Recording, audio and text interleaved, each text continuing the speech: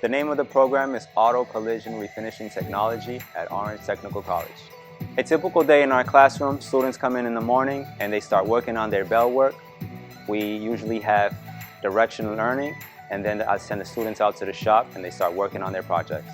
Students will learn a lot taking this program. They learn how to detail, they learn how to fix dents, they learn how to reshape body panels back to its original shape. They learn how to paint, use fiberglass. They learn how to mix paint. They learn also how to do estimating, so they can work as an estimator. Students will learn all aspects of repairing a vehicle. To be successful in this program, students just need to put in effort.